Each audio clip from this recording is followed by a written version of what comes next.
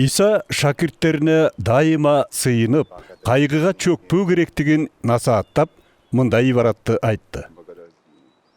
Бир шаарда Кудайдан да коркпогон, адамдардан да уялбаган казы болуптур. Ошол эле шаарда дагы бир жесир аял турчу экен. Ошол аял казыга улам-улам келип, доочумдан мени коргой көрүңүз деп суранат. Бирок көпкө чейин казы аны коргогусу келбеди. Акырында ал ичинен мен Кудайдан да коркпойм, адамдардан да уялбайм. Бирок мынабул жесир мага тынчтык бербей жаткан үчүн коргоп коеюн. Антпесем кайта келе берип тажатат дейт. Ыймансыз казынын айтканын көрдүңөрбү? Деди эгебиз сөзүн аяктап жатып. Ал эми Кудай өзүнө күнү түнү жалбарып турган, ал өзү тандап алган пенделерин коргобой, анан зарыктырмак беле. Силерге айтып коеюн. Кудай аларга коргоону маалкатпай жиберет. Бирок адам уулу келгенде жер бетинен ишенимди табар бекен. Өздөрүн такыба санашып, өзгөлөрдү өйдөдөн карашкан кээ бирөөлөргө Иса мындай ибаратты айтты. Эки адам сыйынуу үчүн ибадатканага барышыптыр. Бири фарисей, экинчиси салыкчы экен. Фарисей туруп алып мындай деп сыйынат: О Кудай, мен башкалардай талап тоногуч, адамдарды какшатып жабыр тарттыргыч, нике бузгуч, же мына турган салыкчы сыяктуу болбогонума шүгүр.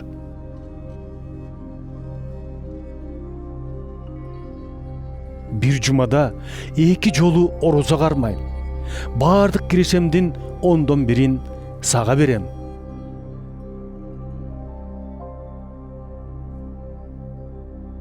Арт жагында турган салыкчы болсо, башын көтөргөнгө да батын албай, капаланып, көкүрөгүн койгулап: О Кудай, мендей күнөөкөргө ырайым кыла көр деп сыйынат.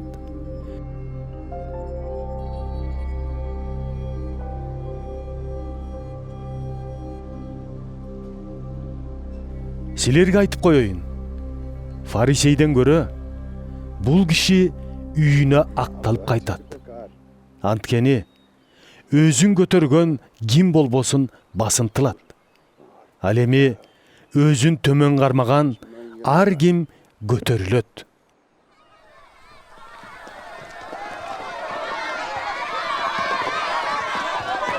Колун коюп, батасын берсин деп, Исанын алдына балдарды да алып келишти. Шакирттери муну көрүп, алып келгендерди жемелеп уруша башташты.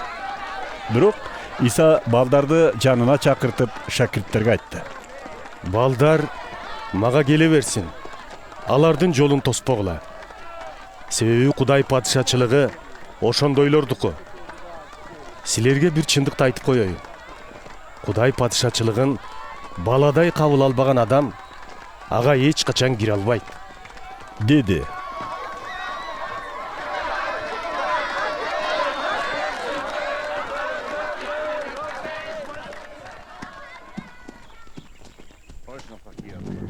Башчылардын бири Исадан: О жакшы устат, түбөлүк өмүргө ээ болуу үчүн эмне кылышым керек?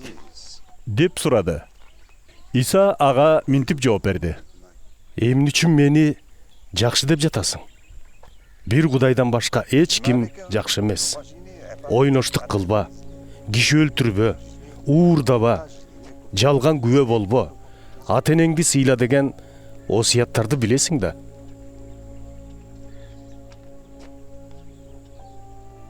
Булардын баарын жаштайымдан сактап келатам, деди башчы. Иса муну укканда: Сага дагы бир нерсе жетпейт. Бар да колуңдагы дүнүйөңдүн баарын сатып, түшкөн акчаны бейбечараларга таратып бер. Ошондо байлыгың көктө болот. Анан кел да мени ээрчи, деди.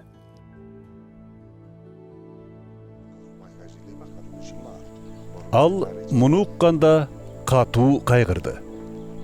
Анткен ал абдан бай эле. Иса анын терең қайғырғанын көріп, Байлардын Кудай падышачылыгына кириши кандай кыйын. Байдын Кудай падышачылыгына кирүүсүнөн көрө төөнүн ийне көзүнөн өтүшү оңой, деді. Мұны ұққандар, Анда түбөлүк өмүргө ким ээ боло алат? дешті. Иса, адамдын колунан келбеген менен Кудайдын колунан келет.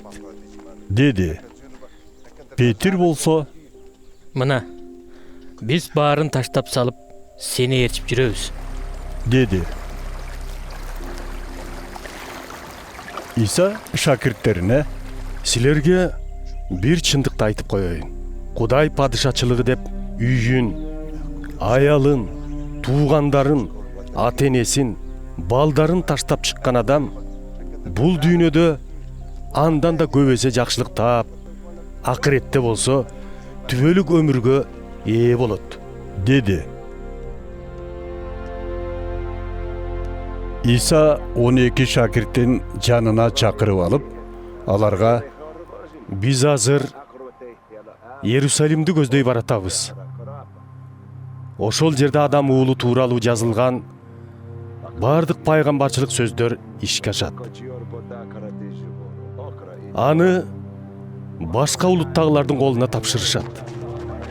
Алар аны кордоп, шылдыңдашат. Бетине түкүрүп сабашат. Аягында өлтүрүшөт. Бирок ал 3-чү күнү кайра тирилет. деді. Бирок шакирттери Исанын айтканынан эч нерсе түшүнүшпөдү. Бул сөздөр алар үчүн купуя сыр эле. Ошондуктан айтылган сөзгө маани беришкен жок.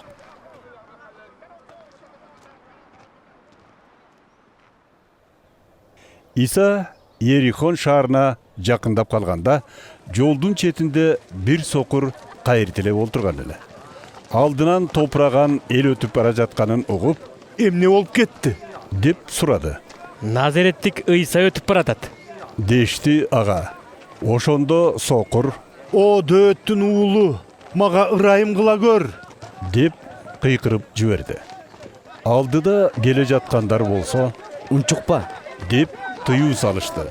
Бирок ал, О дөөттүн уулу, мага ырайым кыла көр. деп мурдагыдан да катуу кыйкырды. Ошондо Иса токтоп, сокурду жанына алып келүүнү буйрду. Сокур маңдайына келгенде Иса андан, Сага эмне кылышымды каалайсың?